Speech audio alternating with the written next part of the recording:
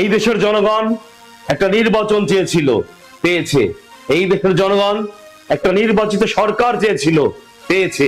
এই দেশের জনগণ একজন প্রধানমন্ত্রী চেয়েছিল, পেয়েছে। তার চেয়ে বেশি এই দেশের যত নেতারা, যত এমপি প্রার্থীরা নির্বাচিত হতে চেয়েছিল, নির্বাচিত হয়েছে। নির্বাচনের আগে যত নেতারা, যত এমপি প্রার্থীরা মানুষের বাড়ি বাড়ি গিয়েছে, মানুষের হাত পা ধরেছে। কে কার চেয়ে বেশি ভোট ভিক্ষা করতে পারে, কে কার চেয়ে বেশি ভোট পাবে, সেই প্রতিযোগিতায় নেমেছিল। প্রতিযোগিতায় কেউ পাস করেছে, কেউ ফেল করেছে। কিন্তু এখন জনগণের চাওয়ার পালা। জনগণ কি এভাবে করে সারা জীবন ফেল করে যাবে? না।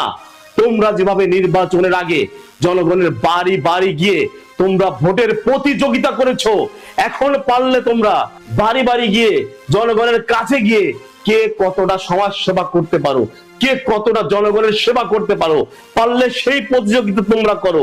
আদৌ কি সম্ভব? আদৌ কি এদেশে সেই ধরনের প্রতিযোগিতা হবে যে বাংলাদেশে 300 আসন, এই 300 আসনের 300 এমপি আর 300 এমপি 300 সংসদ সদস্যরা তারা কি প্রতিযোগিতা করবে যে কার আসনে কে কত সমাজ সেবা করতে পারে, কে কত জনগণের সেবা করতে পারে? এই এমপিরা কি এই ধরনের প্রতিযোগিতা করবে? নাকি আবারও সেই পুরনো প্রথা আমরা দেখব যে এই দেশে আবারও সেই প্রতিযোগিতা হবে কে কত দুর্নীতি করতে পারে, কে কত দেশের টাকা বিদেশে পাচার করতে পারে, কে কত জনগণের উপরে প্রভুত্ব দেখাতে পারে?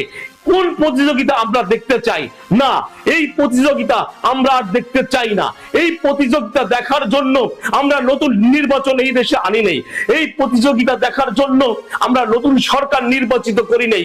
আমরা প্রতিযোগিতা দেখতে চাই যে কে কত জনগণের সেবা করতে পারে, কোন এমপি, কোন মন্ত্রী, কোন এলাকায়, কার এলাকায় কে কত সেবা করতে পারে।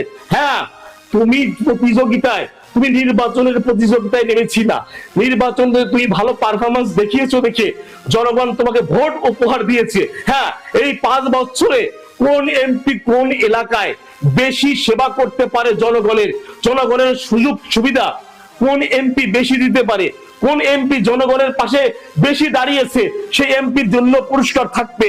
5 বছর পরে তোমার আর ভোট ভিক্ষা করতে আসা লাগবে না। 5 বছর পরে আমরা সাধারণ জনগণই তোমার মার্কায় স্বেচ্ছায় আমরা সিল দেব।